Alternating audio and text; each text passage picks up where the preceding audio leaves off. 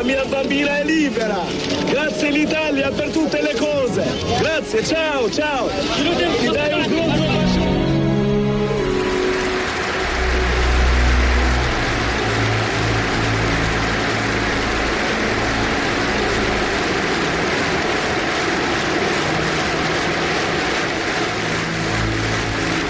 Disa njerëz pa ideale e pa moral, të mashtruar apo naiv, duke shkelur mbi gjakun dhe eshtrat e martirëve, duke njollosur nderin dhe emrin e nderuar Shqipërisë, me sjelljet e veprimet të tyre u shërbejnë drejt për drejt planeve të armiqve, të cilët duhet të na sjellin përsëri në fuqi borgjezinë dhe belerët e përmysur.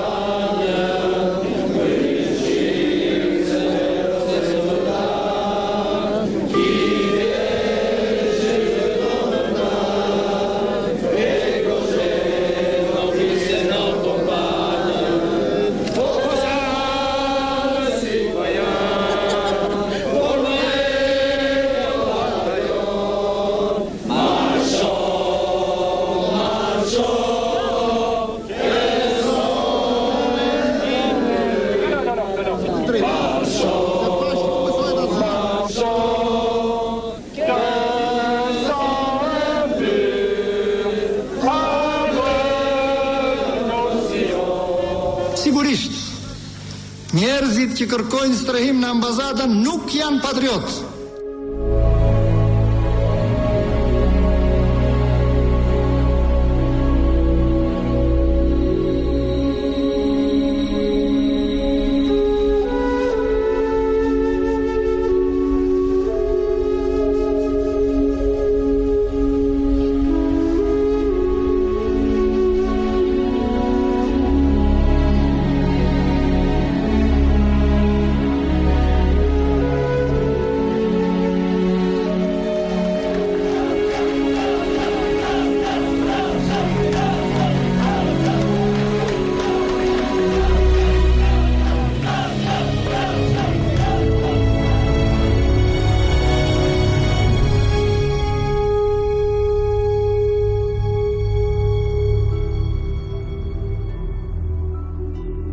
Korrik 1990. Tirana po jeton një prej muajve më të nxehtë të historisë së Shqipërisë, të një Shqipërie të rënuar ekonomikisht, thuajse në falimentim. Europa lindore sapo kishte dalë nga dominimi gjysmëshekullor komunist. Valesa dhe Havel qenë bërë president të Polonisë dhe Çekoslovakisë. Muri i Berlinit kishte rënë dhe Gjermania priste të bashkohej atë vjesht. Nicolae Ceausescu, diktatori i vetëm që tentoi të rezistonte, u pushkatua nga një togë ushtrisë në oborrin e një shkolle në një lokalitet të humbur të Rumanisë. Shqipëria ishte vendi i fundit që rezistonte, me parrullën e famshme të vendosur në derën e ambasadës kubaneze në rrugën e Durrësit: Komunizmos o muerte. Jo rastësisht qarkullojnë parulla. Pse s'marrim kredi xhanëm? Sigur ke partit tjerët e kanë shtruar dhe kanë hap kasafortat dhe vetëm zgjat dorën ti marrish ti. Dhe nuk kuptojnë që qëllimi i reaksionit kur të thot këte është pse nuk krijohen shoqëri private në Shqipëri, kapitali privat në Shqipëri. Pra ti hapet rruga krijimit kapitalit privat dhe zhdukjes të pavarësisë të socializmit në Shqipëri. Dominoja e fundit, siç e komentonte Demetrio Volčić në raportimet e tij nga Moska, besonte ende se do të mbijetonte me masa gjysmake. Masa liberalizimit të ndërmarrë nga një klasë politike e vjetër, e izoluar, ignorante dhe shpesh e pa aftë kuptonte atë që po ndodhte në botë.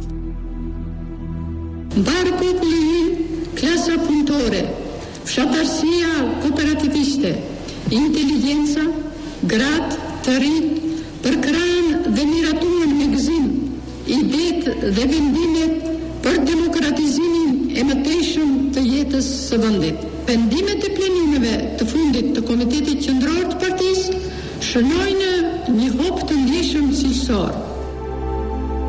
Por edhe shefi komunist, Ramiz Alia, e dinte se drejtuesit i qeverisë së tij nuk vlenin më për asgjë, siç dëshmon dhe në këtë mbledhje të plenumit. Ta themi hapur kupton ka krijuar që kavajsit se shohin me sy mua aslan. Do i irriton. 2 Korrik 1990. historia nis këtu. Një histori që e kemi jetuar të gjithë dhe që të befason me intensitetin dhe dramën e saj. Tirana jeton në një diell përvolus. Drejtrimet e kampionatit botëror të futbollit dhe sfidën e ikjeve. Pas vrasjeve në kufi, ambasadat e huaja janë targeti kryesor i të rinjve që kërkojnë të shpëtojnë nga izolimi. Bota është më afër se kurrë dhe të gjithë e tentojnë. Por në fakt, në historinë që parapriu dy Korrikun ka dhe një moment tjetër psikologjik. Lejimi i familjes Popa që të largojë nga Shqipëria pas 4 vitesh qëndrimi në ambasadën italiane, mbërritja e tyre bujshme në Itali e transmetuar nga RAI dhe komentet e shtypit huaj se ky ishte momenti i parë i hapjes, i bën të rinj të tentonin të mësynin ambasadat huaj në Tiranë më guzimtar. Tani, aventura qëndronte vetëm tek hyrja, pjesa tjetër kishte marrë një zgjidhje. Duke dashur të mos krijonte më probleme, pa dashur, regjimi komunist kishte krijuar një precedent. Gafa e detyruar, me sa duket, u kuptua shpejt. Në datën 3 maj 1990, me urdhrin sekret numër 499, Ministri i Brendshëm Simon Stefani kërkonte policisë Tiranës fuqizimin e shërbimit për sigurimin fizik të përfaqësive të huaja në Tiranë, në të cilin thuhej: me qëllim që të parandalohet në kohë çdo veprim armiqësore keqbërës në drejtim të ambasadave italiane, jugoslave, greke dhe franceze, urdhëroi të përforcohet shërbimi në këto ambasada si më poshtë. Ambasada italiane me 11 vendroje shtesë dhe rezidenca e ambasadorit francez me 5 vendroje shtesë për çdo ndërres. Komandanti i shërbimit për objektet e mësipërme komandohet oficer Reshat Kazazi, efektivi i repartit 326, Tiranë. Zyra e shërbimit të trupit diplomatik të Marmasa për ndërtim dhe riparim të mureve dhe gardeve rrethues, sipas kërkesës së bërë. Urdhri u modifikua dhe 5 herë të tjera, deri në datën 2 Korrik 1990, dhe në përfundim të tij, thuhet se personeli i policisë Tiranës është i pamjaftueshëm për të mbrojtur fizikisht selit e ambasadave. Në fund të muajit qershor, në pamundësi për të ndaluar me metoda policore, regjimi komunist ndryshon strategji. Diplomatët e huaj në Tiranë thirren dhe ju kërkohet që të dorëzojnë personat e strehuar, siç dëshmon ky material tepër sekret që ministri i jashtëm Izmailile i çon sekretarit të parë Ramiz Alia. Më datë 23 qershor 1990, në orën 23:45, shoku Muhamet Kaplani thiri në ministri ambasadorin italian De Andres, lidhur me futjen e 6 qytetarëve shqiptar me kamion me dhunë në ambasadën italiane. Shoku Muhamet i kërkoi ambasadorit të jepte shpjegime lidhur me ngjarjen e mësipërme. Ambasadori tha se 6 persona hynë në ambasadën italiane rreth orës 21:45 me një kamion, i cili pasi shpërtheu derën e hekur, ndaloi në mes të territorit të ambasadës. Ata kërkuan strehim dhe mbrojtje, duke thënë se duan të shkojnë jashtë shtetit. Njëri prej tyre kishte treguar një dokument sipas të cilit ai ishte dënuar dhe kishte kryer 10 vjet burg për agitacion e propagandë. Ata kishin thënë se kishin kërkuar pasaport, por nuk u ishte dhënë, e se nuk kishin shpresë që t'u jepej për të shkuar jashtë shtetit. Shtuan se ka me vjetra e tjetra të rinj që duan të largohen nga Shqipëria. Kjo konfirmohet edhe nga personat që kanë hyrë në ambasadat e tjera. Pasi ambasadori dha shpjegimet e mësipërme, shoku Muhamet e pyeti atë se cili ishte mendimi i tij për këtë ngjarje. Pyetjes së shokut Muhamet se çfarë problemesh e kishte fjalën, ambasadori u përgjigj: veç se mund t'i referojmë se çfarë than personat e mësipërm që u futën në ambasadë. Shoku Muhamet i tha ambasadorit se ndryshe nga rastet e tjera, ky i sotmi është i jashtëzakonshëm. Ai është një veprim kriminal, bile terrorist, sepse ai mund të kishte përfunduar me viktima dhe në qoftë se nuk pati të tilla, ishte vetëm një rastësi.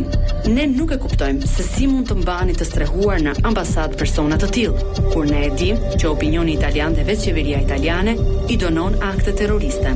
Ambasadori tha se nuk jam i të njëjtit mendim me ju, pasi nuk kam element të mjaftueshëm për të arritur në këtë gjykim. Ata duken normal, sado që mënyra e futjes së tyre është jo normale e jashtëzakonshme. Por duket se ata janë shtyrë nga motive që u thash, pra nga dëshira për të dalë jashtë shtetit. Ai shtoi se kemi të bëjmë me një shkallëzim të metodave të futjes në ambasada, në një rast me autobus dhe në rastin e sotëm me kamion. Shoku Muhamet i theksoi edhe një herë ambasadorit se akti i tyre është i dënueshëm, se ata duhet të dorëzohen me një herë dhe se mbajtja e tyre në ambasadë e ngarkon këtë të fundit me përgjegjësi. Ambasadori shprehu edhe një herë mendimin e tij se rruga e zgjedhur prej tyre është anormale, se personat nuk i konsideron terrorist dhe se ai nuk mund të japë ndonjë gjykim tjetër tani për tani. Sigurimi kishte me sa duket informacione të sakta. Më 22 qershor, përfaqësues të trupit diplomatik në Tiranë, që në takuar në rezidencën e ambasadorit italian dhe kishin vendosur të mbronin çdo qytetar që do të hynte në selitë e tyre. Warren Down, i ngarkuari me punë i Gjermanisë në Tiranë, dëshmon për vendimin që ata kishin marrë. Në një farë mase i lehtësova gjërat me vetdije, i lash dritat të ndezura në ambasadë. Natën dera jashtme nuk u mbyll. Ambasada u mbyll sigurisht, por në një farë mënyrë e ndjeva se ishte detyra ime jo vetëm për të siguruar një streh për njerëzit që donin të arratiseshin nga sistemi, por isha padyshim i sigurt se një lëvizje e tillë do ta rrëzonte qeverinë.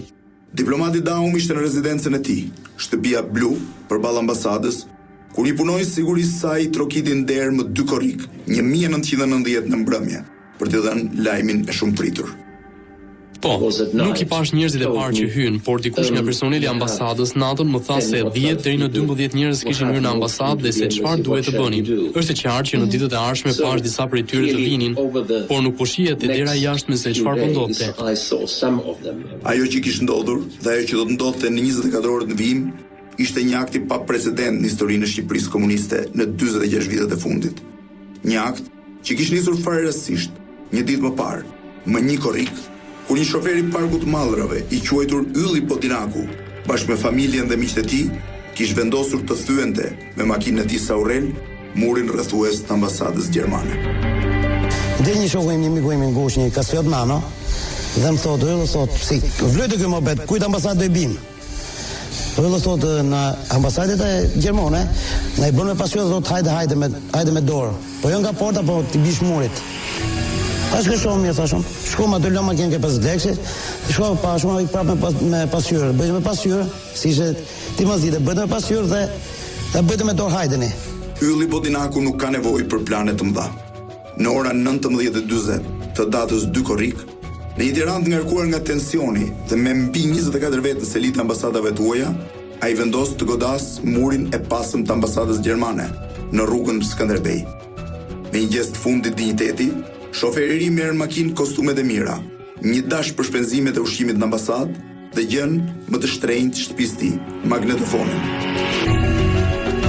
Mora gron kalamojt, mora dhe 100 sekond pas 100 në shtëpi, mora dhe 100 me vete, hypa sa Aurel, hoqja krevatin që ka mrena nga kabinë sa Aureli, bon rreth 40 vet. Nga i moment, nga i sinjishë, deri ke ambasada gjermane, u vetë se kom hesi turbum dhe nuk kam menu pasi gjotë tjetër, vetëm të shkojnë distancion. Ja muret, ka që dorën e gjermant, dorën ato bodyguard netën ke muri, ne zbitëm gjerat poshtë, su kisha morë edhe më dresën vestë, si në thoshe ne gjatë e punë për bu, morë gjithë ato kostume gjithë gjarë me vete. Na pritën e si shkëllqyshëm. Në darkë pastaj, një grup njerëzish tjerë, hyrën me vrap. Në tentativën e tij drejt botës lirë, ai kishte shkëmbyer dhe batutën e fundit me një policë të regjimit. Ndërkohë, e bën maja aty tho. Si kanë policë? Hika rap mushi, tash u bëj për Gjermani, tash sa më dalua më për ty. Ne hika. Ishte ora 20 e datës 2 korrik 1990. Lajmi për thyrjen e ambasadës gjermane provokoi vëmendjen e sa mira të rinjve, që prej 4-5 ditësh qëndronin në zonat përreth në tentativë për të hyrë në selitë diplomatike. Në ora 20:30, përqendrimi i tyre në zonën rreth ambasadës gjermane, ku muri ishte i rrëzuar dhe mund të kalojë lehtë, provokoi përleshjen e parë me forcat e rendit. Një përleshje që në Shqipëri ndodhte për herë të parë që nga kryengritja e postribës. Në pamundësi për të zmbrapsur turmën, policia nis të qellojë. Oficeri që dha urdhrin për të qelluar dhe që shtiu i pari është drejtori i policisë Tiranës, Dilaver Bengasi. Në ora 21:30, një pjesë e protestuesve arritën të hyjnë në selinë e ambasadës Republikës Federale Gjermane. Ramiz Alia, shefi komunist, e përshkruan kështu atë moment. Policia bëri përpjekje që të mos shkonin njerëz, mos futeshin në ambasadë. Por nuk përballoi dot të gjithat mas njerëzit që ishin rreth 5000 veta që u futën në ambasadë. Dhe për konsekuent, policia hoqi dorë në ruajtje e ambasadave. Një javë më vonë, në një takim të byros politike, Ramiz Alia do të përdorte këto fjalë për turmën që este më solide se kurrë ato 45 vjet drejt ambasadave. Parullat ishin që u hodhen nga parullat më reaksionare, më armiqësore. kundër pushtetit, kundër partisë, Enver Hitler, Muho Aslan Slobodan, Ekuran Slobodan. Por Ramiz Alia ka mohuar gjithnjë që të ketë pasur një urdhër për të qelluar mbi njerëzit. Është plagosur, më pas ka vdekur një djalë. Nuk është 16 vjeçar. Është tjetër ajo plagosja dhe vdekja është tek ambasada gjermane, e cila është tepër e errët. A ka ndodhur nga jashtë, ka ndodhur nga brenda, nuk dihet. Unë të paktën nuk e di këtë çështje. Por urdhër ka pasur nga unë që në asnjë mënyrë policia nuk duhet të qellojë kundër atyre njerëzve që po futen në ambasadë. A kishte urdhër Dilaver Bengasi për të qelluar apo kjo ndodhi spontanisht? Ka pak rëndësi. Ka rëndësi që në përplasjen me policinë mbas ditën e dy Korrikut, humbi jetën një djalë 17 vjeçar dhe 6 të tjerë mbetën të plagosur rënd. Kjo evidentohet në raportin tepër sekret që kryetari i Petusisë Përgjithshme, Kemal Lame, i dërgonte ministrit brendshëm Simon Stefani një ditë më pas. Nga hetimet dhe verifikimi në spitalin civil del se janë plagosur 6 persona, për të cilët po punohet për t'i identifikuar. Një person tjetër, Altin Përparim Barka, vjeç 17, banues në rajonin e kombinatit të tekstileve, është plagosur me armë zjarri në pjesën e barkut.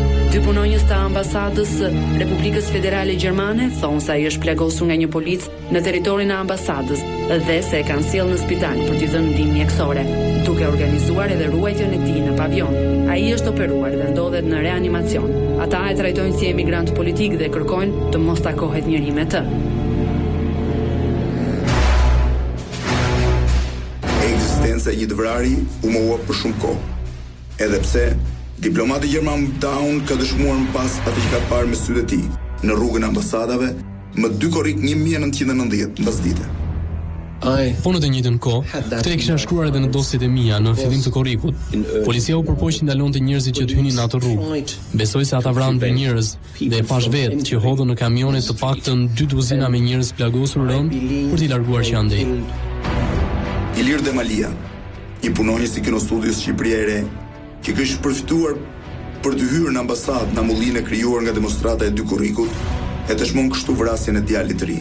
Kur turma ka hyrë, ka thyrë murin dhe ka përcyrë dhe u sul turma tjetër prapa, aty është goditur me revole ky njeri nga forcat e policisë dhe duket absurde se si Dilaver Bengasi në librin e tij shkruan që e vrau ambasada gjermane për të provokuar incidente. Një muaj më vonë, më 10 gusht, Ramiz Alia u detyrua të pranonte publikisht vrasjen e triut, që ai pretendon se u qellua nga brenda ambasadës në një debat me mjekët Sali Berisha e Velizogu në takimin me intelektualet. Unë mendoj që para zgjedhjeve duhet jetë i vërtetë. Apo i vërtet mendoj se unë po jap një shembull. Lidhur me ulla komunikata për ngjarjet e 2 Korrikut. Plagosjet letra. Tjetri ishte pati plagosjet letra. Tjetër 16 vjeçar ishte duke vdekur në spitalin numër 2 dhe që siç dihet vdiq. I bante roje ambasada gjermane një 2 ditë rresht në garda vu ambasada diplomat pastaj ikën. Tash thuj sa dush ti ati personelit tim, që spatit që pak plagosjet letra. Që këto fakte, mirë po është një spital. Po mirë, më fal. Gjashtë veta. Jo, dale prit ti. Kush ishte ai që u plagos rand? Unë nuk u mora them. Jo, po dale, me që po e thuti tani? Po na u përgjigjti? Kush ishte ai që u plagos rand? Një nga ata. Ku u plagos? Nuk e di. Ku? Nuk e di. Po pse kurse di, po si e thuti? Ja, ti po na dizinformon ne tani. Pse? Po jasës po na e thuaj, ti thua vetë. Shiko, jo, Sali. Po dale more Sali, nuk po të bëj ashtu unë. Por ti po ngrihesh me një tezë të drejtë, që informacioni duhet të jetë i drejtë. Kështu? Bukur. Ajre bëj edhe ti drejt. Ti më thua që ky djalë ishte kështu. Dakord jam me ty. E para e punës, ai djalë nuk ju erdhi atë ditë në spital. Se e di këtë çështje mirë. Kupton? Ai djalë u plagos kur hyri maqina me vrull. Hodhi, çau murin e ambasadës, një maqinë. E kupton? Dhe një njeri atje i polici qelloi. Bukur, qartësh. Po ai djalë ka nejt 3 ditë në ambasadën gjermane. Dhe pas 3 ditë shka ardhë në spital. E kupton? Jo, po them që kështu është historia, kupton. Kur u dha komunikata, ai djali ishte brenda namazat, nuk kishte ardhur në spital. Në qofse duam të themi atë që ishte. Dakor, unë pranë po them. Do të jenë jo, po duhet të jam dakord me ty në parim që duhet me qenë sakt, po mos i bëjmë sakt atëherë. Se në qofse duam saktësi, i themi sakt gjëra. Jam në spitalin numër 1, por Veliu që punon aty, thot djali ka ardhur me njëherë. Kur me njëherë pra? Ka ardhur në datën 4 të Korrikut. 4 Korrik ka ardhur. Ngjarja ka ndodhur në 2 Korrik. Ai djali ka hyrë atje në ambasadën gjermane në atë kohë, në 2 Korrik. Por ç'ndodhi realisht në 2 Korrik? Si u shndrua një grumbullim njerëzish në një demonstratë spontane? Dhe si shpjegohet që në një vend të ndrydhur nga frika e sigurimit, demonstrata ishte kaq masive? Përgjigjja e kësaj pyetje nuk ngjan e lehtë, por ai merr një shpjegim në një tjetër letër, tepër sekret, për ministrin e brendshëm të datës 3 Korrik, ku sigurimi i shtetit shpjegon sipas mënyrës së tij atë që kishte ndodhur më 2 Korrik në rrugën Skënderbej. Tiranë, më 3 i shtati 1990. Lënda, për ngjarjen e ndodhur në territorin e ambasadave, ministrit të punëve të brendshme, shokut Simon Stefani. Tiranë, më datë 2 i shtati 1990, pati një intensifikim të hyrjes me dhunë në territorin e disa ambasadave të akredituara në vendin tonë. Në orën 10:30 hyn 6 persona në ambasadën italiane me një makinë tip Tater, duke shyer muri rrethues kangjellat. Në orën 19, 34 persona hyn në ambasadën e Republikës Federale Gjermane me një makinë Skod, duke shpërthyer murin nga ana e prapme e ambasadës. Në orën 21, një makinë Skod e mbushur me njerëz ka hyrë në ambasadën greke duke shpërthyer murin ansor. Pas këtij veprimi, kanë hyrë dhe persona të tjerë në ambasadën greke, polake, çeke, gjermane e të tjerë, numri të cilëve nuk është arritur të evidentohet. Në orët e pasdites, është shtuar qarkullimi i njerëzve në rrugën e Durrësit dhe të Kavajës, si dhe në rrugën brapa ambasadave. Edhe diplomatët e huaj kanë shpeshtuar lëvizjet e tyre në këmbë dhe janë takuar me persona të ndryshëm. Një punonjës i ambasadës gjermane në mënyrë të hapur është takuar me persona të ndryshëm në disa vende. Në orën 19 janë shtuar në mënyrë të dukshme lëvizjet e njerëzve në territorin e ambasadave. Grumbullime të mëdha ka patur sidomos në rrugën nga ambasada turke deri tek 21 dhjetori. Me hyrjen e makinës së dytë në ambasadën greke, u grumbulluan shumë persona pranë territorit të ambasadës greke dhe gjermane. Në këtë kohë, organet e policisë kanë qelluar me pistolet për të mbrojtur rendin. Vërtetohet se 2 punonjës të ambasadës gjermane janë afruar policit Hysen Rama dhe njëri prej tyre ka qelluar policin me dorë, duke i shkaktuar frakturë dhe i ka marrë pistoletën. Polici është qelluar në befasi dhe nuk ka mundur të kundërveprojë. Pasi është qelluar nga policët, grupi i personave është larguar dhe janë mbledhur në rrugën e Kavajës. Mund të kenë qenë mbi 5000 veta në këtë zonë. Ata filluan të bërtisnin, të bëjnë thirrje armiqësore kundër pushtetit popullor. Kanë goditur me gur punonjësit e policisë dhe kuadro të ndryshëm të partisë dhe pushtetit, që kishën vajtur për të normalizuar gjendjen. Kjo situatë ka vazhduar deri në orën 23. Me ndërhyrjen e forcave të policisë, gjendja u normalizua. Në ora 23, të natës së 2 Korrikut 1990, rruga e ambasadave që kthyer sërish në kontrollin e policisë. Turma prej afro 5000 vetësh u largua drejt qendrës së qytetit, duke hedhur parrulla kundër regjimit komunist, mbështetur nga banorët të pallateve që kishin dalë nëpër balkone. Bilanci ishte i ndej pa qartë. Më shumë se 100 vetë që streuar në ambasadën gjermane, 76 që janë arrestuar dhe disa 10 tjerë që janë plagosur. Në ora 23:15 të datës 2 Korrik 1990, ndodh një prej akteve më të çuditshme dhe të mbetur për shumë kohë në hije. Një akt spontan që do të përshpejtonte atë që do të ndodhte 24 orë më vonë. Një telefon bie në zyrën e lajmeve të rajunit. Gazetari i Rojës njofton menjëherë drejtorin e lajmeve Bruno Vespa. Telefonata vinte nga Tirana. Ekipi i Rajt vendos ta fusë në transmetim në edicionin e mesnatës. Telefono da Tirana. Sta succedendo una rivolta contro il regime. Circa 1000 persone sono entrate nell'ambasciata tedesca. I servizi segreti dello Stato hanno aperto fuoco. Ci sono decine di morti e di feriti. Non posso parlare più al telefono perché ho paura che mi scoprino. Shqiptarët që qëndronin deri vonë për të ndjekur ndeshjet e botrorit e dëgjuan atë. Lajmi i zyrtarizuar tashmë provokoi dyndjen e miravetëve nga gjithë Shqipëria mëngjesin e 3 Korrikut në Tiranë. Grupi i policëve, forcave speciale dhe militantëve të Bashkimit të Rinisë Punës Shqipërisë, që që ndërguar për t'i ndalur tek treni, nuk mundi. Treni i Shkodrës i orës 10:30 përdori dhe një truk. Ndaloi 1 kilometër nga stacioni dhe miravet zbritën dhe u shpërndan duke i shmangur policisë që i priste në platformë. Shumica e tyre lëviznin nëpër zonën e ambasadave, që si me një urdhër magjik që shliruar nga policët e tepërt. Ata pak të mbetur që ndronin indiferent, duke mos penguar askënd të afrojë tek muri. Aty filloi çudia. Ata që kishin shkuar për të parë të afërmit e futur brenda hynë edhe vet. Tirana u elektrizua nga lajmi. Ambasadat që në hapu. Ramiz Alia refuzon që për këtë të ketë pasur një urdhër. Në një intervistë të shumë viteve më vonë, ai dëshmon. Jo vetëm nuk ka pas asnjë urdhër që të hapen dyert. Me sa duket, deklarata e tij është e sinqertë. Në një mbledhje të një jave më vonë, ai shkarkoi gjysmën e drejtuesve të sigurimit të shtetit për këtë. Tashi, padyshim këtu u pasqyrua edhe puna e dobët e organeve të punëve të brendshme, të cilët u zon në befasi, por punë e dobët edhe nga pikpamja e sigurimit të shtetit në tërësi,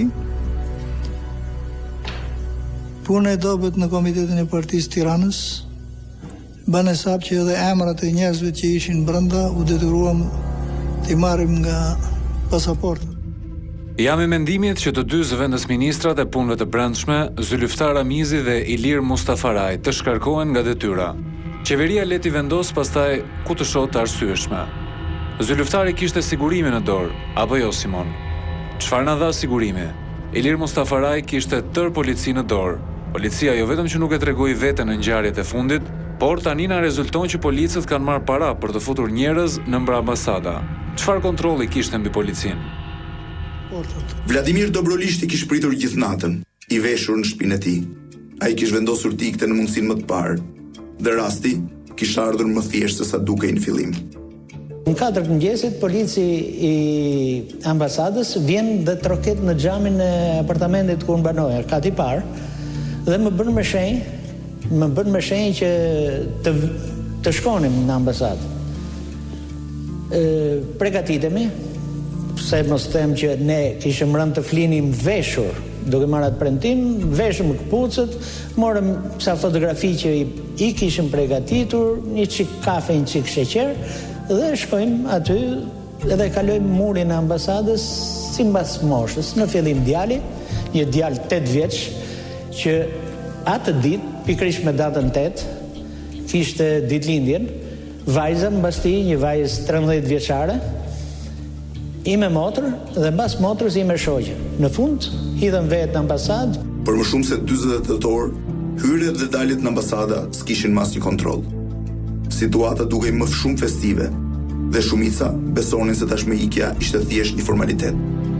Në Tiranë qarkullonin zëra se kishin britur ndërkohë avionët që do të dërgonin ata në Gjermani.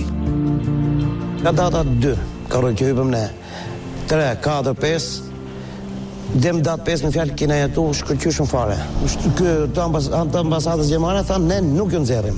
Edhe në qoftë se qeveria shqiptare fjalë për fjalë na sulmon në ambasadën tonë, ne me këto që kena mrena mund të mbrohemi 20 minuta.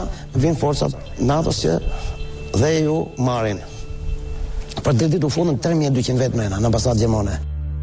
Më datë 6 korrik 1990 lindi mëngjesi më tronditës i këtij fund shekulli për shqiptarët. Mëngjesi i refugjatëve. Qyteti ishte zgjuar më herët se kurrë. Në rrugët përziheshin prindrit që kërkonin fëmijët dhe familjarë që nisur drejt ambasadave për të larguar nga Shqipëria. Pothuaj gjithë Tirana është në rrugë. Oborret e ambasadave janë mbushur plot. Ka të streuar në të gjitha, plotso atë algjeriane dhe kineze.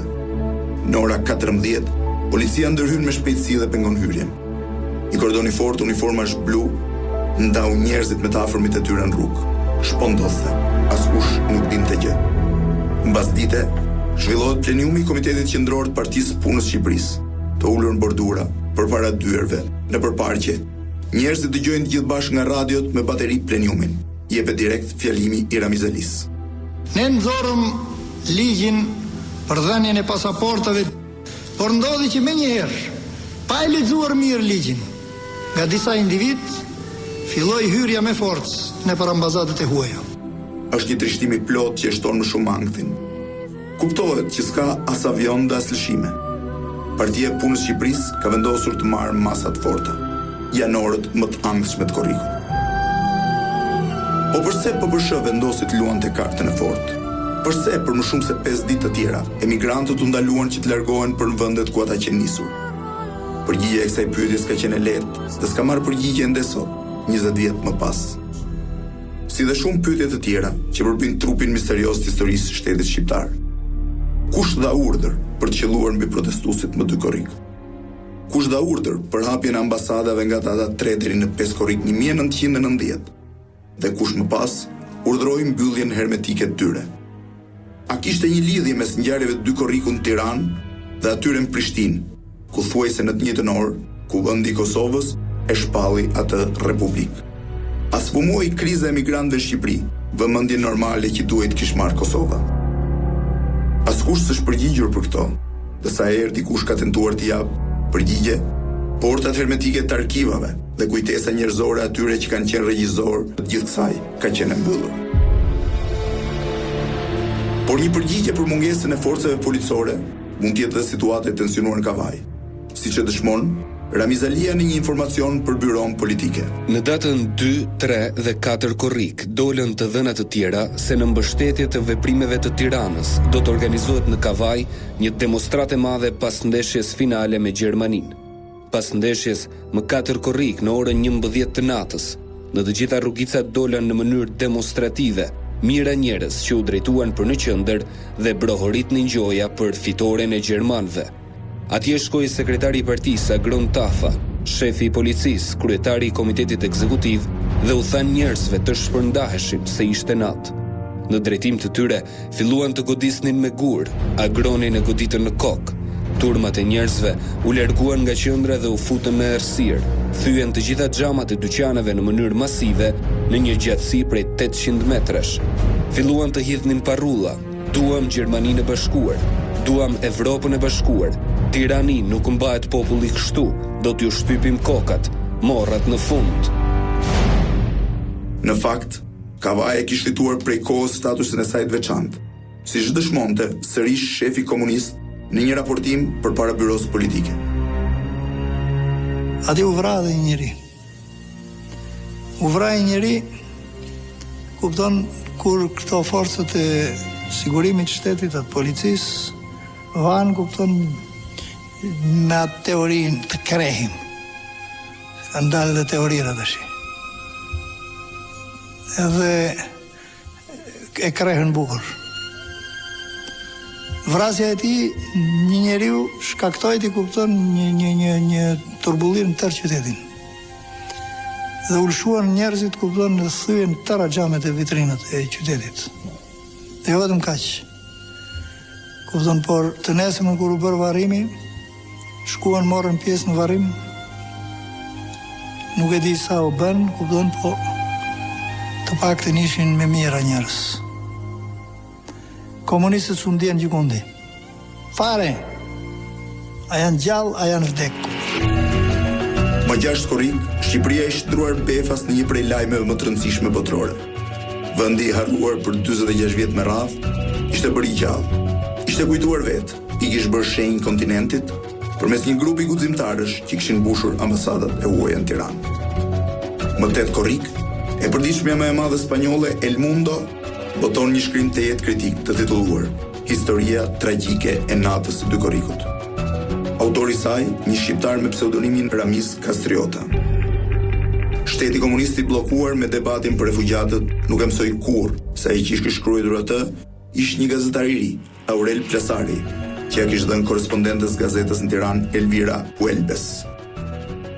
Jam shoqëruar disa herë në atë kohë me gazetaren Elvira Huelbes.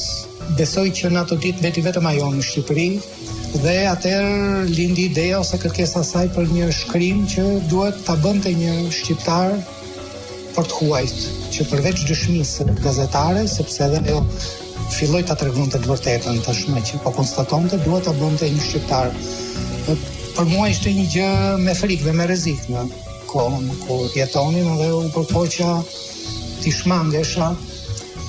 U bë një lloj marrëveshje që shkrimi bëhej me pseudonim, mandej që ta nënshkruante ajo, gjithsesi mu la një gjysmore që të mund t'i hidhja një faqe gjysmë. Mbrëmjen e datës 7 korrik, në një mbledhje të ngushtë, Komiteti Qendror merr përsipër detyrën e demaskimit të të ikurve dhe tentativën për të nxjerrë nga ambasadat sa më shumë prej tyre. E para është goditja si njerëz të paformuar, pashkolluar, element kriminal apo alabak, siç filluan të quheshin ato ditë. Tash ju e dini atë ngjarjen që na bëri vakim me 2 korrik, që u futën në këto ambasadat e huaja, domethënë rreth 5.000 ca veta.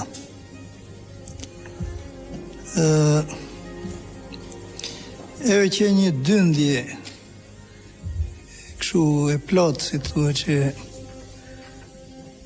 njerëzve që i zuri në befasi organizmat tona, kupton, edhe u kriju ajo situatë që u kriju. E mani mend që në plenium të Komitetit Qendror, domethënë në një pushim vendosëm për atë që morëm vendimin që t'i lëm të ikin, të pajisur me pasaporta. Përbërja e këtyre njerëzve ishte, domethënë, rreth 4.000 veta ishin njerëz me punë. Se ka nga herë sa bukurosh që thonë, kupton se janë të papunët që kanë hyrë. S'është e vërtet. 4.300 veta janë me punë, të tërë në punë. Vetëm 400 veta ishin të pa punë. Janë një 20% e tyre gra, që është një gjë shumë e keqe. Përveç kupton fëmijëvet. Nga pikpamja e nivelit arsimor janë me shkollë të lartë ishin relativisht pak.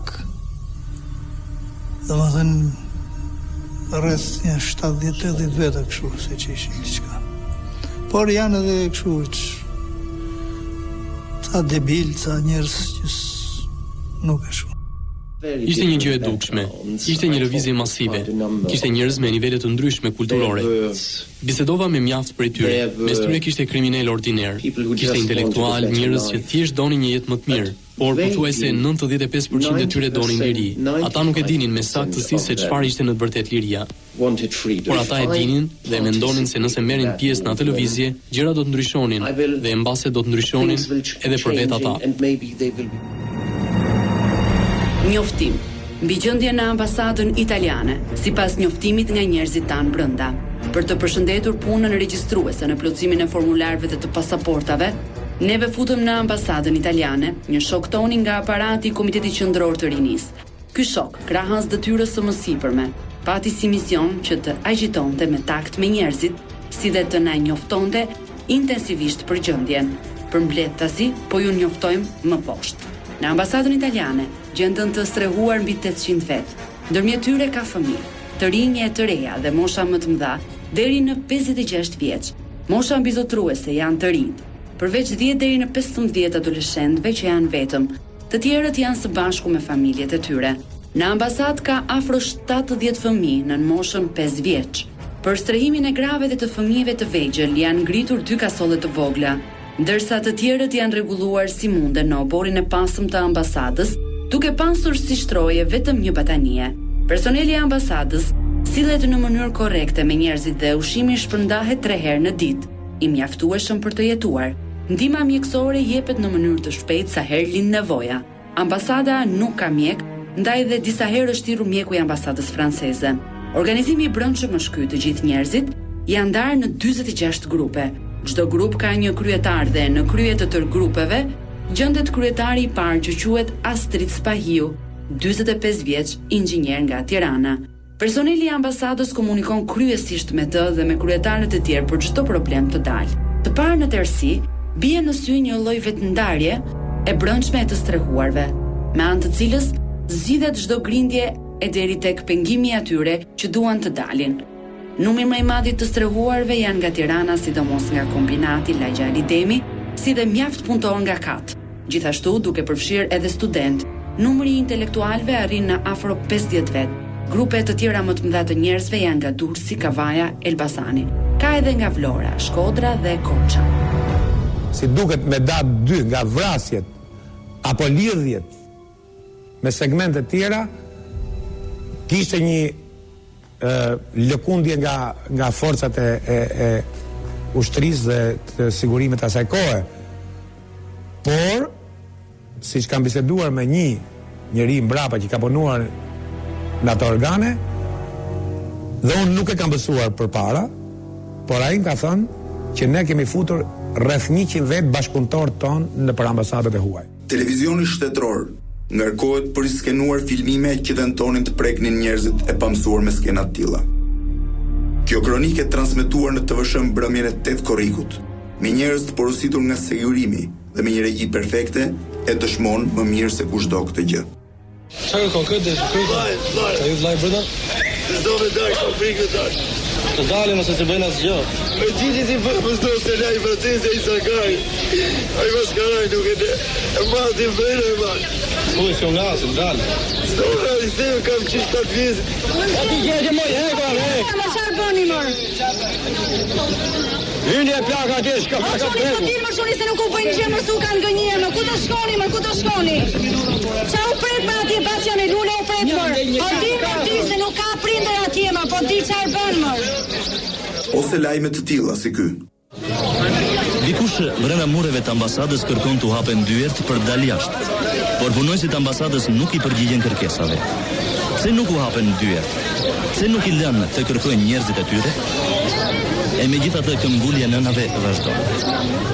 Por propaganda duket se nuk i preku ata që kanë strehuar aty.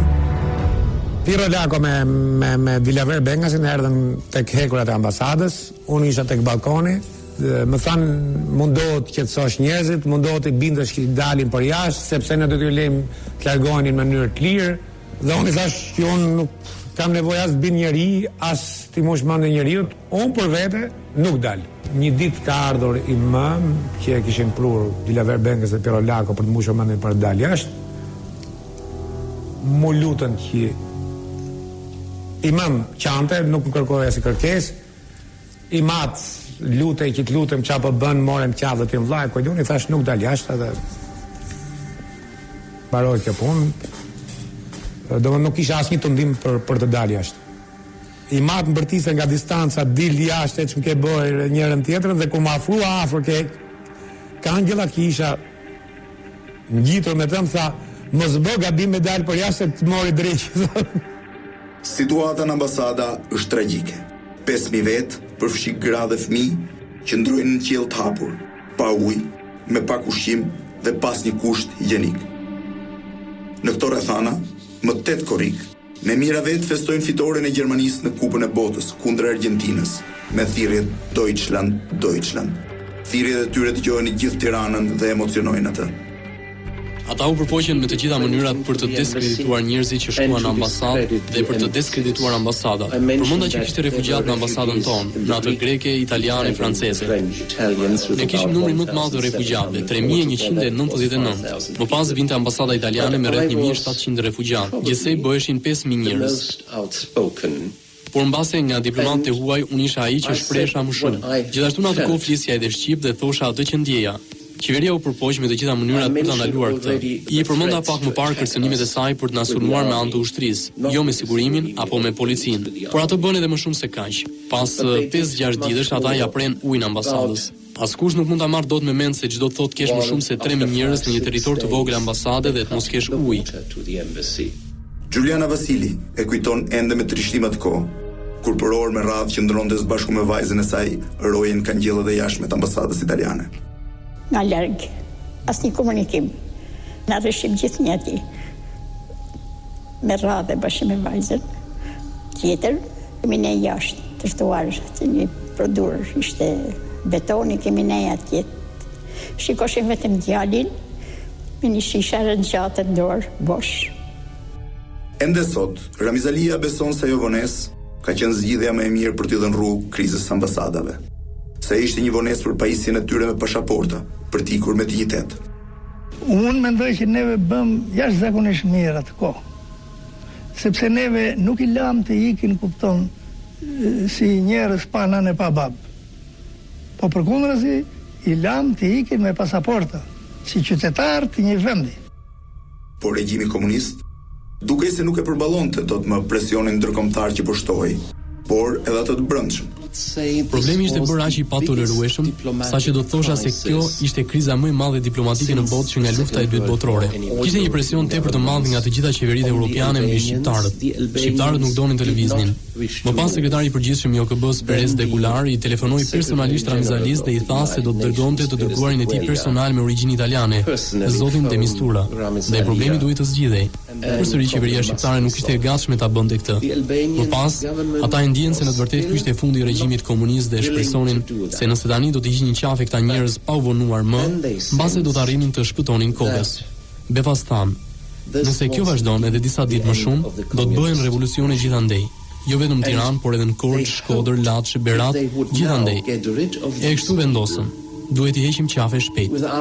Ata donin të hiqnin qafe atë problem pa e vënë re asnjëri. As fotografi, as televizion, as deklarata dhe jo gjatë ditës. Tu prenotuam disa autobus dhe ata prisnin te rruga Skënderbeu. Gjithçka duhej bërë gjatë natës. Njerëzit nuk u lejuan ta shikonin, por ata donin ta ambulonin atë që kishte ndodhur dhe të shtiroheshin sa më parë prej saj. Nisja e refugjatëve të ambasadave u vendos për në mesnatën midis 12 dhe 13 korrikut. Vendimi u mor nga byroja politike. Po thuaj të gjithë pjesëtarët aty u pajisën me pasaporta. Këto foto, të ruajtura në dosjet e sigurimit të shtetit për më shumë se 20 vjet, e dëshmojnë më mirë se çdo gjë këtë. Më 11 korrik, 1990, u larguan të parët, ata që qenë streuar në ambasadën çeke. Presidenti i ri Václav Havel dërgoi për të marrë 51 refugjatët avionin e tij presidencial. Me datën 11 ja larguar rreth 50 vjet që ishin në ambasadën çeke. I pari doli një djalë me një fotografi të varur të Václav Havel. Dhe gjithë ambasada gjermane filloi të broheras Havel. Zoti de Mistura që mbajti një fjalim, që nuk e harroj se sot tha, pavarësisht se do të largoheni nga vendi juaj, kudo që shkoni duhet keni respekt dhe dashuri për vendin që largoheni, sepse është vendi juaj, dhe të prezantoni sa më mirë veten aty ku do të shkoni. Dhe kur filluan njerëzit broherasin liri demokraci, tha ai ju drejtua njerëzve që nuk është vendi për entuziazëm, sepse ky është një moment dhimbje dhe jo moment entuziazmi. Dhe e vërteta ashtu ishte, dhe unë vetë provova në Korris, momenti i largimit ishte momenti më i rënd dhe momenti më emocional që kam provuar në jetën time. Megjithëse e kisha menduar me kohë, nata e largimit ishte sinqerisht një gjë shumë e rëndë.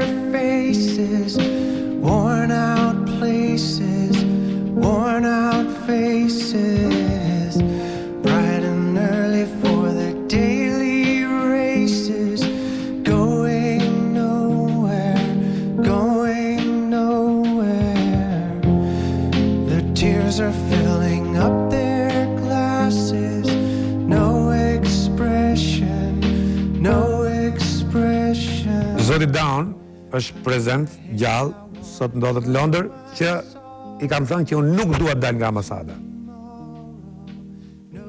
Tha, çfarë po thua? I thash nuk dua të dal, unë do të rri këtu, thash deri në momentin kur ndodhi ajo që do të ndodhi. Tha, nuk ke asnjë shans të rrish më këtu, tha, sepse ambasada me të largu ju do të mbyllet. Atëherë, kam dalë nga ambasada, kam hyrë në autobus, shoqëroheshim nga organizata kombeve të bashkuara. Ka një moment shumë tragjik në atë kohë, sepse kur hypa në ambasadë dhe autobusi u drejtua për ke stabilimenti me aldurja e kohë, për të marrë rrugën e Kavajës për ke 21 dhjetori, turmat e njerëzve kishin bllokuar trotuaret, përshëndetshin, po një përshëndetje në heshtje, pa entuziazëm, më tepër duke si një ceremoni mortore se sa një largim drejt lirisë. Dhe në atë moment unë kam parë nënën time që u mundon të gjente ku ishim ne dhe duke gjmuar autobusin u rrëzua në tokë dhe unë e lash në atë gjendje dhe isha në autobus vetëm duke ulurimat çfarë mund të kem bërë në atë moment. Tirana është e gjitha në rrugët mesnat. Rruga që të çon në Durrës është mbushur plot. Njerëzit janë ngjeshur përpara gjimnazit Qemal Stafa. Janë disa mira, por nuk ndihet asgjë. Një qetësi absolute që thyet vetëm nga dënesit mbytura nënash. Evakuimi pritet fillojë të çaste. Por ndryshe nga sa pritet, autobusët ndrojnë rrugë. Nisen nga kryqëzimi 21 dhjetorit ku ka më pak njerëz. Përpara prin makinat e policisë, trupi diplomatik, autobusët dhe në fund përsëri makinat e policie. Në dy anët e rrugës janë siguruar me ushtarë të gardës. Njerëzit që i presin shtyen, duan të shohin, por nuk mundën dot. Kur autobusët afrohen, krejt spontan nisin duartrokitje. Një duartrokitje e gjatë, e pamundur të ndalet. Dëgjohen fërshëllime, emra njerëzish të thirrur me zë të lartë. Nga mesi i turmës, dëgjohet një thirrje, populli është me ju. Ngjanj si një skenë që nuk e xhiron askush. Nga xhamat e autobusëve fluturojnë këpucë dhe atlete. Ata që ikin kanë shkruar aty mesazhet e fundit për familjet, adresa dhe pare fak fjalë. Lajmëroni familjen time që unë po iki. Nën, më fal, ti puth 1000 herë duart, syt, flokët. Pas autobusit fundit, 20-30 vet, më guximtarët me bicikleta, çajnë rrethimin e policisë dhe i ndjekin pas. Afër kombinatit ndalojnë, nuk i kapin dot më. Në ora 3, njerëzit shpërndahen në heshtje. Femnat veç, autobus veç me gjithë fëmijët, me shkush veç edhe unë ndam për gjithmonë, thoshe me vete. Në lumi janë kashar, kjo ishte të merri fare, të merri. Aty zbita për autobusi, unë, me gëna titujt, me shku me gjetë nuse, shkova gjeta nuse, që autobusi, për nuk hapshe autobusit e femnave. Që ju ktheja prapë në autobus tim unë? Në autobusin ku ndodhesha unë, autobusin e shoqëronte një punonjës i sigurimit shtetit, kur ndalem në Romanat më fton të pim një cigare, poshtë të zbresim nga autobusi dhe me shaka i them, Marenglen këtu keni vendosur të na hiqni qafe? Ai qeshe tha ladi tha, erdhi momenti ja keni hedhur tha dhe më vjen mirë tha që jam unë që po të përcjellta. Kanë orë savlimat i kanë marrë. I kemi ndjekë brapa dirit e hotel Dajti. Aty vajzë është shtatzane madhja. Në mushë dhe s'hece dot aty. Kena nejtë, vetëm se fshifshim djali në bante me dorë, të savljemi. Në portin e Durrësit, 4 tragedë gjigant presin ngarkimin e refugjatëve.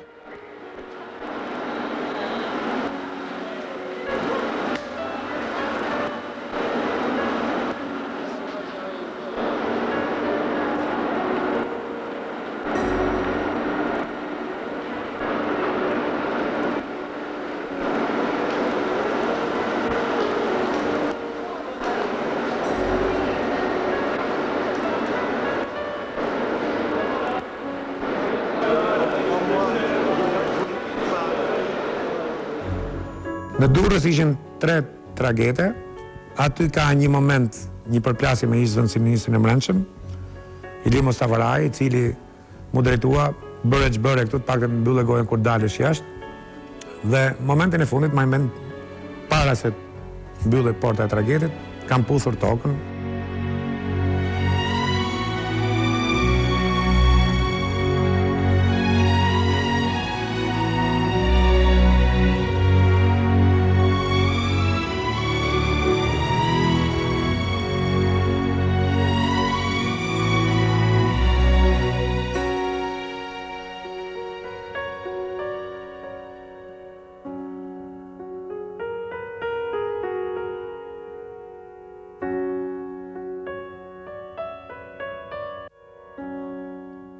Ka 4.691 persona u thuan për afro 8 orë në drejtim të Brindizit, ku i prisin autoritetet italiane, gjermane dhe greke. 550 refugjatë të ambasadës franceze Vjuan dhe një ditë më shumë me anijen Star Orient drejt Marseilles. Dhe unë u futa në një nga gabinat, u shtriva dhe më kishte zënë gjumi.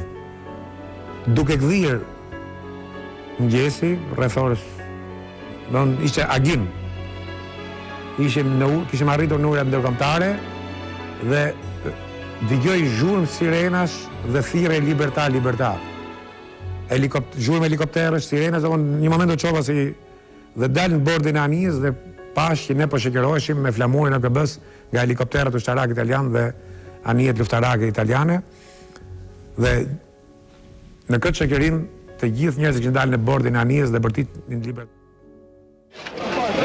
C'è la mia famiglia, aspetta un bambino libero, libero, libero, libero, un bambino libero, la mia bambina è libera, grazie l'Italia per tutte le cose, grazie, ciao, ciao, ti dai un grosso bacione.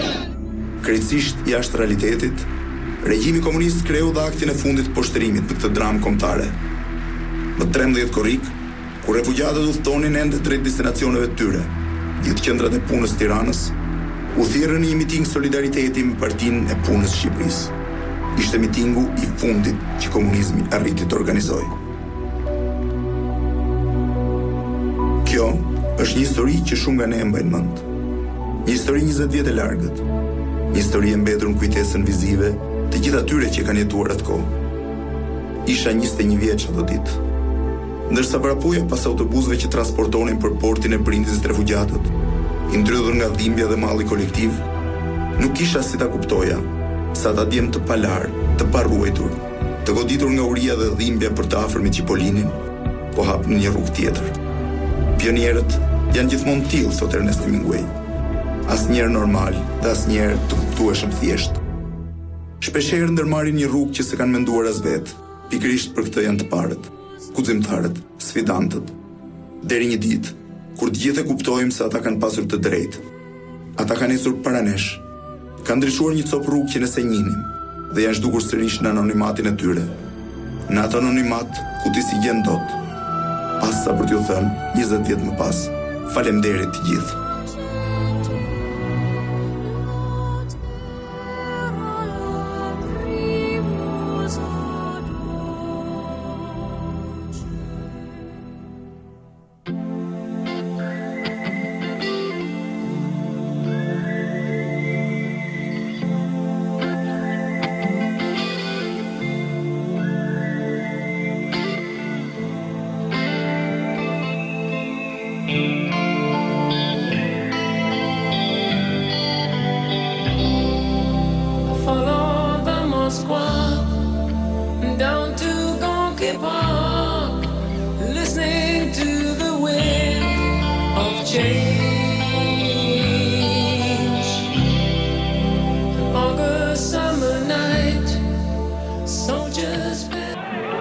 Tonight, why would 25,000 people flee their country virtually overnight, leave all that they had, uproot their families, commandeer boats, plead for mercy, risk their lives? What drove them to try a desperate escape?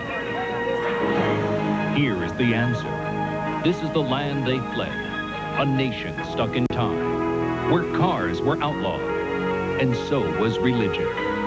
People here have suffered every kind of horror. Political dissidents, their hands cut off. Women working the fields by hand. Chaos, anarchy. Tonight, 2020 takes you where few TV cameras have ever been. All the world must know what is happening here. Tom Jarrow with a two-part report. An unforgettable expo. Well, tonight, a mesmerizing look at one of the most distressed nations on earth. A battered, run-down society hidden from the world for nearly half a century. A land of such endless misery that its people are fleeing at every opportunity. Tens of thousands have already left. Well, incredibly, this isolated, impoverished nation is in the heart of Europe. It's communist Albania. And tomorrow, U.S. Secretary of State James Baker will make history by visiting there. Mr. Baker will be the first Secretary of State to visit Albania in nearly 50 years. His trip comes in response to the massive social and political upheaval of the past 4 months. Tom Jarrell and a 2020 team were recently among the first U.S. broadcast journalists to visit Albania in decades. Albania is situated in southeastern Europe. Italy is to the west, and the two nations are separated by some 90 miles of the Adriatic Sea. Tom's two-part report begins in Albania.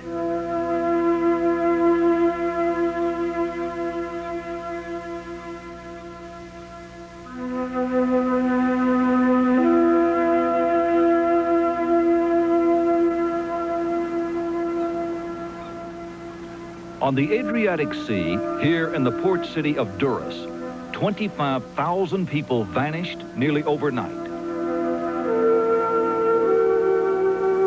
I had 3 uncles, but they are not here now. I'm worried for them. They fled Albania by the tens of thousands, defying authorities who tried to stop them with deadly force. Ships of all sizes were commandeered in the port as people demanded to be taken to freedom in nearby Italy, a desperate bid for political asylum. What do you tell the children about where their father has gone? How do you explain to them? My daughter asked me, why are you crying? Daddy's gone away, but he'll come back again. The little one asks for him every day. Where's Daddy? Where's Daddy? There had been no time to say goodbye in the feverish effort to escape. Split-second decisions that tore families apart.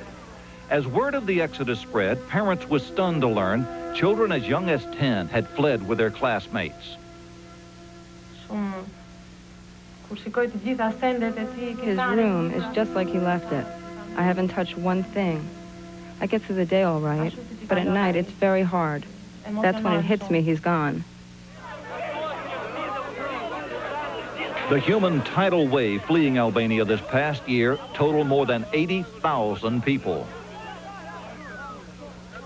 When the world saw scenes of this chaotic exodus, it raised the big unanswered question. What were they fleeing from? Albania stands today as a disgraceful monument of communism's biggest failure, a country in economic shambles, a nation facing political revolution. Here, 3.5 million people found themselves trapped in a country that isolated them from the outside world and oppressed them at every turn. Since the Communist Party took over, I have not seen one good day. My entire life has passed me by. As long as I can remember, they have suppressed me. And not only me, but everyone. Led by dictator Enver Hoxha, Albania rejected not only the capitalist West, but the Soviet Union and China as well.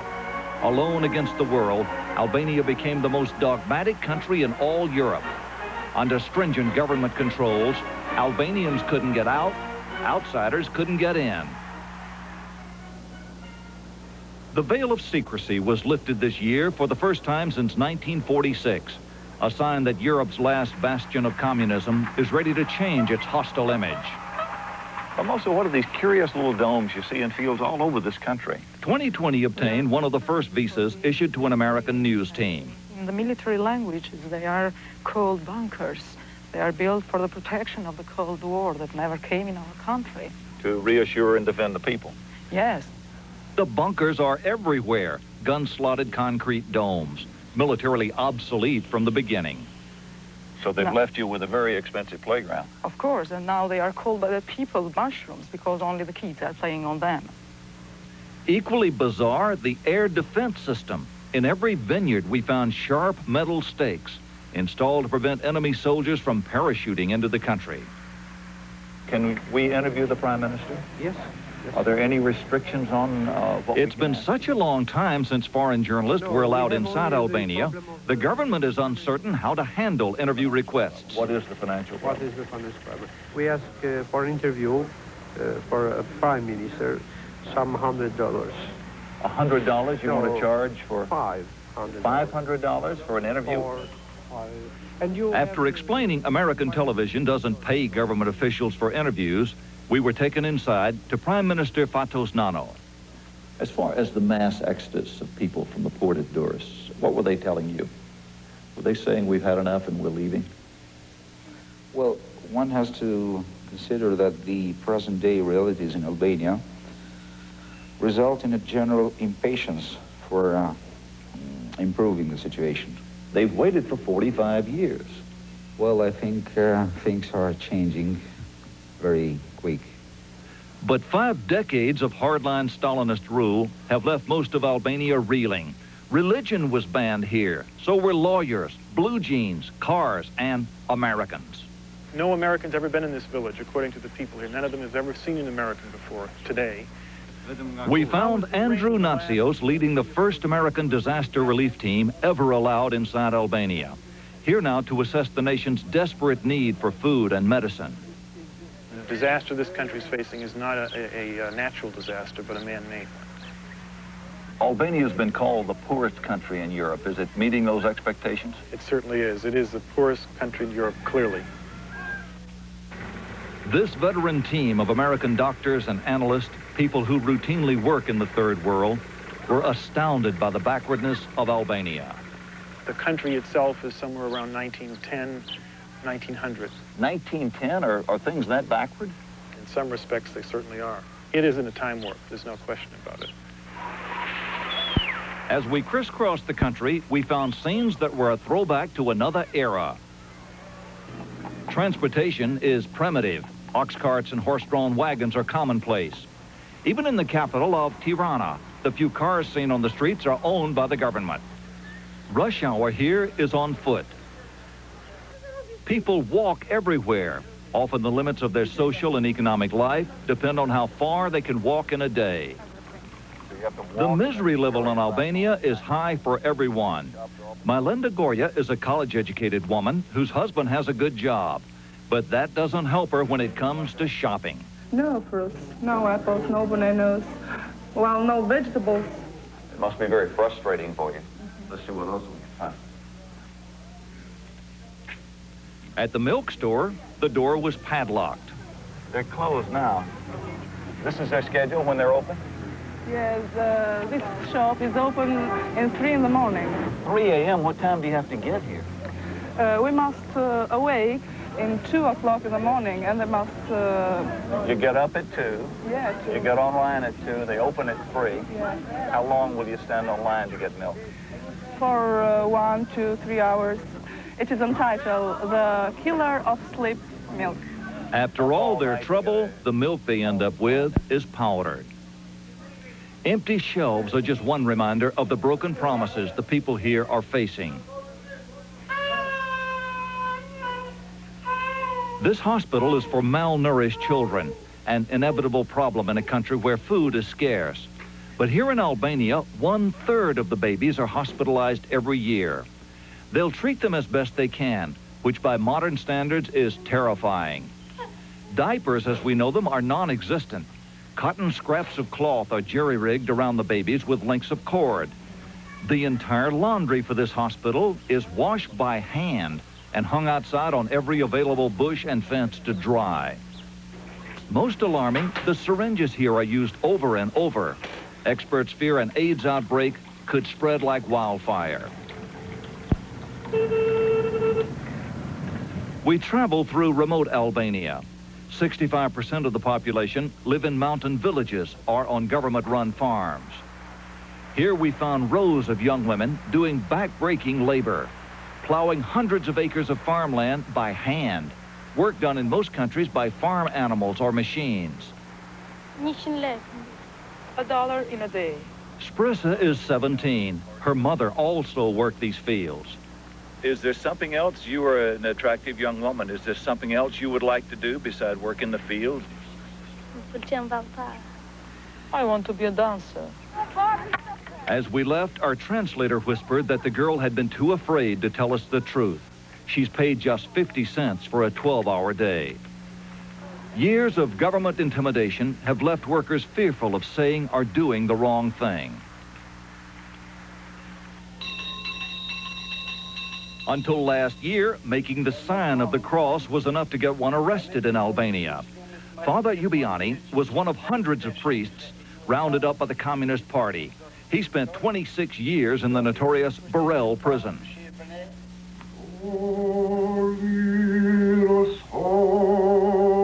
Opera singer Luka Kachai was arrested and sent to a labor camp because he refused to stop singing foreign operas like Mozart and Beethoven.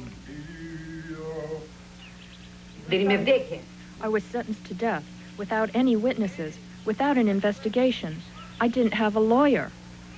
Drita Kasturi was a young woman in 1946 when she was declared an enemy of the people and jailed without explanation. She was freed this year at the age of 71. I can never forget the torture, the physical beatings. They tortured us with electrical devices and beat us on our bare feet. We had no food or water. It went on day and night. The pain, I can't forget for a single day. This year, in response to international pressure, the Albanian government released more than 1,000 political prisoners. Their stories shocked the outside world. They knew a lot of people who had died over the years, who had been tortured to death, who had been pushed over mountainsides, who had been killed during work in the mines. This March, Bjorn Elmquist led a delegation from the Helsinki Federation for Human Rights to investigate Albania's prisons for the first time. The team declared them subhuman. They compare to a place where you could let animals live. Pigs might stay there, perhaps. Elmquist's team photographed the abuses they found. And here we see examples of mutilation, where people have lost arms, hands, because of torture. The worst crime you can commit in a country which has a communist regime is to be against the philosophy. And therefore, if you're against it, you must either be a very dangerous criminal or you must be insane, because you don't realize how happy you ought to be to live in such a paradise. But this paradise was turning sour. Last summer, thousands stormed foreign embassies in Albania's capital, pleading for exit visas. People fleeing a society run on terror, a nation without food or jobs. 5,000 got out. Those left behind were caught up in a wave of rebellion. A new political movement emerged and swept across Albania. The Democratic Party is led by Dr. Sali Berisha, a charismatic cardiologist. As more and more people took to the streets, the Albanian government caved in. Free elections would be held for the first time in 66 years, they promised. The people would be able to choose. But the Communist Party controlled the countryside where the majority of the voters lived. When the votes were counted, the Communist Party had won by a landslide. The cities exploded in protest, charging election fraud. 2 days after the elections, violence broke out here in the city of Shkodra. 4 people were killed, including a Democratic Party leader. Enraged, the crowd set the communist headquarters on fire. It was a daring break for people who had been dominated by half a century of Stalinism. While we were in Shkodra, the city was still in turmoil over the killings the day before. They savored the smoking ruins, their moment of independence and defiance. They systematically destroyed everything they could find in the hated headquarters of the Communist Party: files, records, and dossiers. They keep records on you and you and you. For the first time, people like Ilez Dresti had risen up and attacked the institution that has oppressed them all their lives. When we entered the building, we found all sorts of foods we couldn't even dream of. Pasta from Italy, food and whiskey and luxury items that were not available to the general public. Are you no longer afraid? This is the Communist Party headquarters. I'm not afraid. I would give up my life in order to get rid of the Communist Party. The communists have taken away our culture, they've taken away the dignity of all the people, they completely destroyed the entire population.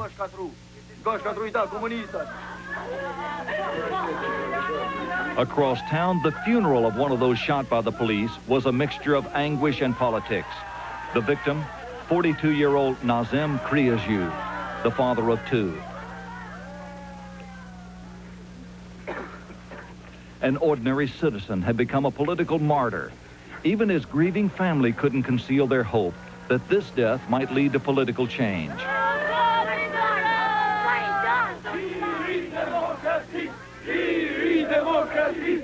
During the cortege, the size of the crowd continued to grow, filling the streets. The authorities were nowhere to be seen. In a country where freedom of expression had been denied for decades, every hand was raised with the sign of freedom. The funeral ended peacefully, but then gunfire erupted. The police had again opened fire on the crowd. The crowd angrily told us that an undercover policeman had been spotted near the smoldering party headquarters. He had a rifle. I think he had a rifle. But when he was inside, he was sent from the police. What's going to happen? You stand out here and the police shoot at you from across the park. Don't you think that is tragic? All the world must know what is happening here. The killings here in Shkodra triggered violence across the country, riots in the streets, and hunger strikes. The long road to democracy brought Albania to a standstill. What we've seen then are the conditions that set the stage for the mass exodus of Albanian citizens to Italy, many of whom were forced to leave loved ones behind. When we come back, how they're escaping. And Tom Gerald tracks down relatives who've been separated by the tumultuous events that are still unfolding in Albania. A 12-year-old boy, his future in Albania is so bleak, he left his parents and bolted for freedom across the sea. You'll meet that child in a moment, along with some of his countrymen who also made a desperate escape. In part one of Tom Gerald's report on Albania, we saw a nation that seemed caught in a time warp. But even as we speak, a great social and political awakening continues. So too, an exodus. It is Italy, across the Adriatic Sea, that they think holds promise for Albanians seeking a new life. In recent months, Italian port towns such as Brindisi have seen Albanians arrive by the thousands. Tom's report continues. The arrival in Brindisi was as chaotic as the lives they had abandoned so abruptly back in Albania. As wave after wave of refugees landed, Italian authorities tried to prevent them from getting off the ships, but desperation prevailed. There was no stopping the Albanians from reaching the freedom they had only dreamed of. They scrambled ashore every way they could. Entire families had fled with only their children, leaving jobs, money, and clothing behind. They arrived with no regrets. When I put my foot in Italy, that was the first time that I was free in all my life. They thought they were fleeing to paradise. They thought they would be looked after, and that was by no means the case when they came to Italy. They created big problems. The Italian government had been caught unprepared by the flood of refugees. 25,000 Albanians, some hungry and sick, spilled out onto the docks with no place to go. Exhausted from the trip, many needed immediate medical attention.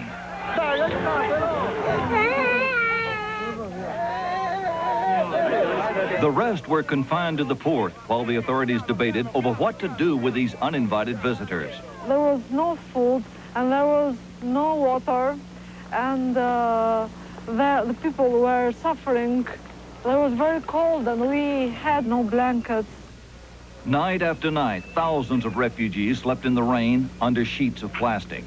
Despair in Albania had been exchanged for despair in another country. Frustration built to a breaking point.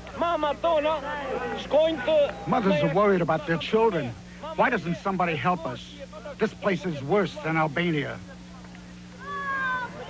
Back in Albania, anxious relatives waited for word that their loved ones had made it across the sea safely. On just one street in the city of Durrës, we found virtually every family had lost someone in the exodus. This mother showed us a faded photo of her 17-year-old son, Samir. I don't know if he's alive or dead, she told us. If you go to Italy, please try to find him for me. Okay, that's good. We photographed family after family who were missing children from the exodus. Susanna Digley's 12-year-old son, Urban, was one of the youngest to rebel in a moment and flee. When he left, I felt as if someone had ripped my heart out. but I want him to study the violin and have a better life. I don't want to stand in his way. Irvin's mother, like every parent we spoke with, wants her son to remain in Italy. El Panici was 6 months pregnant when her husband left her with 2 small children to try to find a job in Italy. A dog-eared photo is the only reminder daughter Angela has of her father. In his frantic effort to escape, he didn't have time to say goodbye. When did you see your husband last? Did he say anything before he left? No, nothing. Albania is a very hard nation to leave and a very difficult nation to return to after you've left. Do you fear you'll never see him again? I'm worried about him. I don't know where he is. I don't even have an address to write to him. If you see him in Italy, tell him to send me a letter so I know how he is. I can't live like this. The children ask for him constantly. El Panici is waiting for her husband to somehow find a way to send for her and the children. But it's nearly impossible to obtain an exit visa. Even now, 3 months after the explosive exodus last March, armed soldiers surround the perimeter of the port. This gateway to freedom in the West is closed. For now, the families left behind are forced to live in dilapidated concrete housing projects. Many don't even have running water. The Simony family is considered middle class, but they can't afford a refrigerator or a telephone. Cooking is done on a wood-burning stove. It's impossible to live this way. So many people living in this one home. My husband and myself, our 2 married sons and their wives, our 3 grandchildren. My oldest son couldn't marry because we didn't have room for his bride. There were 10 of us. 10 people? How many rooms do you have? Only 2. That's why my son Pascal fled to Italy. His brother Kostadin went too and took his 4-year-old son. Left behind was Kostadin's wife and infant daughter. And what was your reaction? Your husband is left with your son? I cried, but I wasn't angry. He went there in search of happiness for us. We traveled to Italy to search for the missing family members and see how the refugees were doing 1 month after their escape. This is where many now live, makeshift tent cities set up by the Italian government. Authorities have not yet decided who will qualify for political asylum and who will be sent back to Albania. Until that decision is made, they wait.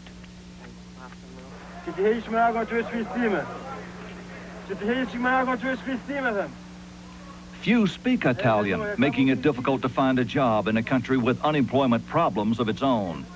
But despite the problems they're facing here, the response is unanimous when asked if they're glad to be out of Albania.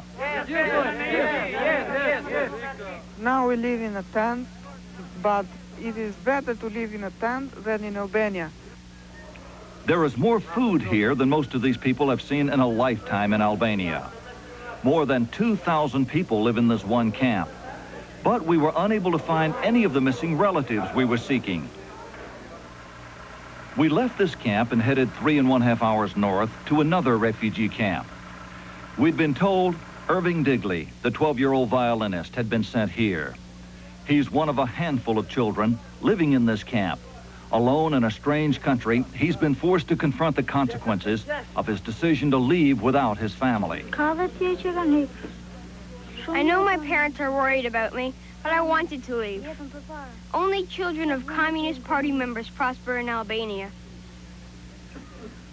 I have my entire life to look forward to here. The schools are better here in Italy. As the other refugees crowded around, we gave Irvin the photograph we had taken of his family back in Albania and told him his parents wished him well. For now, his future remains uncertain. His violin was left at home.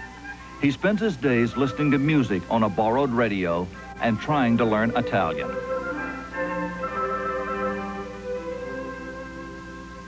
We traveled on to Lisanello. There, among the refugees, we passed around the family photographs we'd taken back in Albania. Within moments, the Simony brothers were recognized. We were directed to a church just a few miles away, where we found them.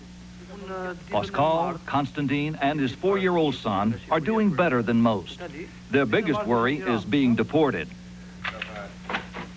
Both have found menial jobs, taking the only work available. They send their paychecks home to Albania. I'm a family man more than anything else. Right now I'll work anywhere and do anything to earn enough money to send back to my parents in Albania.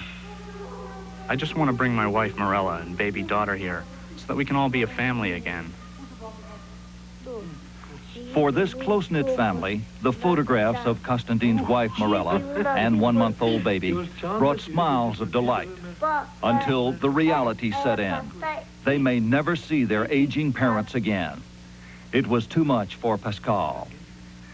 As things now stand, there's little hope the Simony family will be together again soon. The Albanian government continues to guard its port with tanks, while the Italian government has clamped down on the constant stream of refugees. But some Albanians are now resorting to extraordinary measures. Just this week, crude homemade rafts were spotted off the Italian shore. They had floated 90 miles on empty oil drums, lashed together, only to be caught and forced to return to Albania. Their pathetic bid for freedom had failed. Oh, Tom, it's pictures of boat people all over again. It's certainly sad, yes. Our Secretary of State is going to Albania tomorrow. Why? What is he trying to achieve? He wants to encourage the new leaders of Albania to continue to move toward democratic reforms and offer them very limited U.S. aid if they will. Is he going to do anything to help unite these families? As far as we know, that's not on his agenda. Well, are things getting better in Albania? And if they are, why are people still leaving? Living conditions aren't getting better that fast, Barbara, but the spirit of freedom we saw everywhere, and they can't put that genie back in the bottle. Eventually, that will lead to improvements. But for these people who are now separated, things look as if they'll get worse They before don't they look get better. good. You're absolutely right, because Italy is threatening to send them back to Albania next month if they don't qualify for political asylum. They'll be back to square one. It's an amazing report, especially being able to get those photographs and show them to the families. Welcome home, and thank you for this.